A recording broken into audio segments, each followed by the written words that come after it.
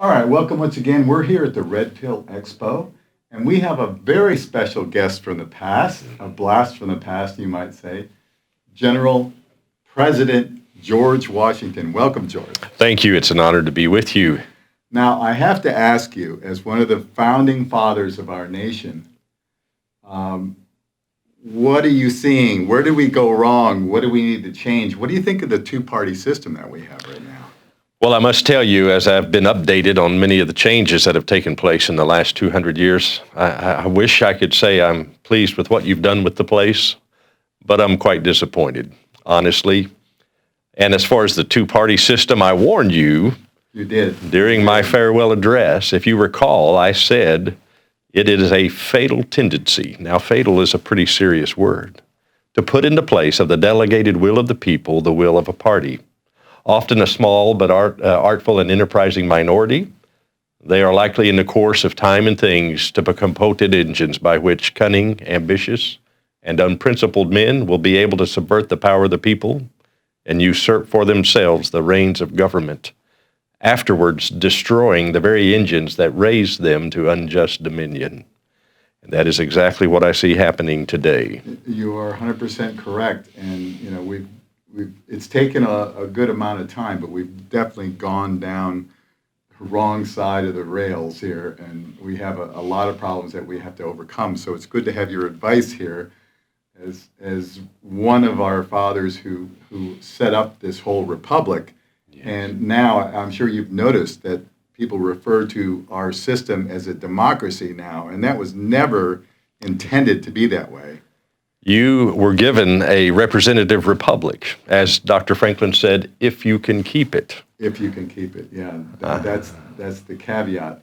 Now, I know that a lot of people have never heard about your battle that you were in. I believe you were a lieutenant at the time against the French and Indians, correct? Yeah, correct. Now, my understanding, having read the book, The Bulletproof George Washington, that you were able to ride on your horse through that battle and having all of those guns aimed at you and shooting at you, you were never shot.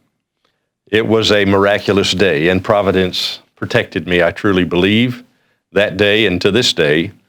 If you recall, at the end of that day, as I retired to my tent, I discovered as I took my jacket off that there had been 4 bullets passed through my jacket, and yet I had been untouched. It wasn't until 20 years later that I went to survey the land that I was given for being a soldier during the French and Indian War, that 17 Native Americans suddenly appeared at night as we were around our campfire. And as they came, we couldn't decide, should we reach for our muskets or did they come in peace? And finally, as they came, they parted, and a war chief that was there that day, and he said, the day that the blood ran through the forest, he said, I was one of the war braves, war chiefs. And he said, I saw that you knew how to fight us. And I told my braves to shoot the tall one as you rode in and out of that battlefield. And I was amazed that as things progressed, but for you, our muskets could not miss. And then he told me something that stunned even me. He said, I personally shot at you 17 times and could not hit you. And he said, at that point, I realized the Great Father was protecting you, and I told my braves to stop firing at you. He said, I've traveled 3 days to come and tell you that you will be the leader of a great nation and that you will never die in battle. And I was just amazed at what he had to say. And we exchanged gifts, and they departed as mysteriously as they had appeared. But that was a day I'll never forget. I'm sure, and most people don't realize that this nation was founded under divine providence. Many today don't know what that term actually means, divine providence. They hear us talk about it, the founding fathers, that providence protected us, providence guided us. And what that means is the hand of God. And we need to go back and position ourselves under that hand of protection, or we will pay a price. Absolutely.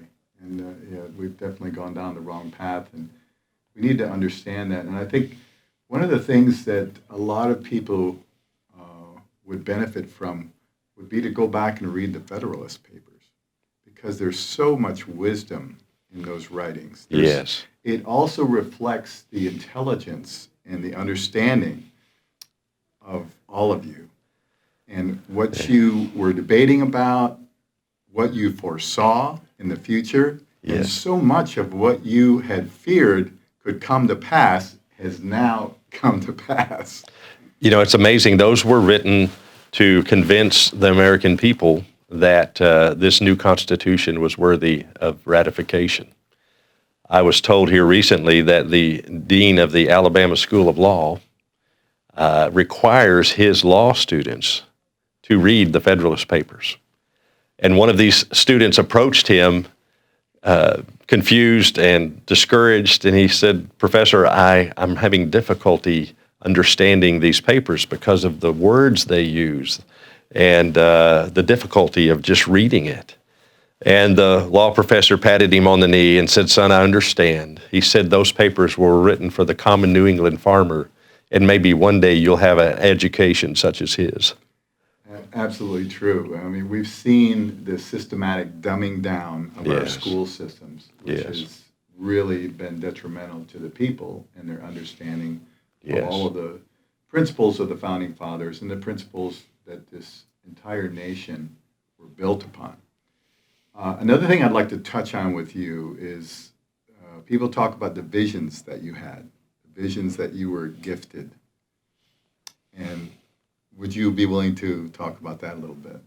Well, it's interesting. I've heard reports of that, and the journalist that wrote those visions after my supposed death also wrote those visions about 3 other prominent people at the time. No, I was hoping that Yes. might have been something really good.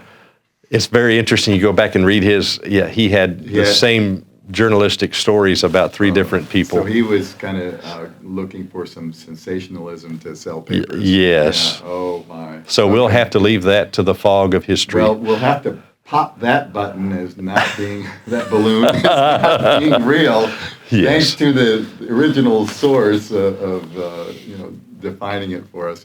All right, so given the situation and given your presence here and the situation that we're in as, human beings in this world and in this country, what can you tell us? How can we wrestle back our freedom? How can we get back on the right path that we need to be on?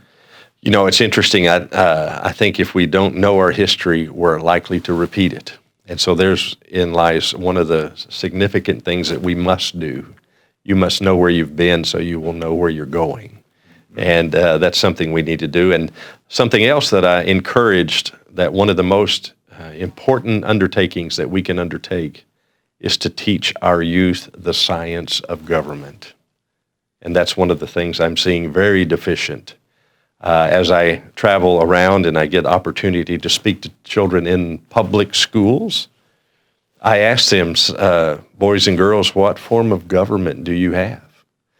Sometimes young men and young ladies in the college and university areas, I'll ask them the same question. And more than 90% of the time I get the same answer, that we are a democracy. And so they're very shocked when I say, well, we, the Founding Fathers, considered democracy to be mob rule. And I tell them that democracy live short lives and die violent deaths. And they're shocked because they've been taught that we need to spread democracy around the world. Mm-hmm. The rule of the masses is not necessarily the best way to go, the collective, if you will. And so we are a republic, a constitutional representative republic, which boiled down, condensed down, is the rule of law. And democratic process plays a role in that. Democracy is the way we choose the keepers of the law. But that is where it ends, and that is their duty. And nowhere in the Constitution did you put that word. Absolutely. All right. Thank you so much. Thank you. General George Washington, President George Washington. Thank you.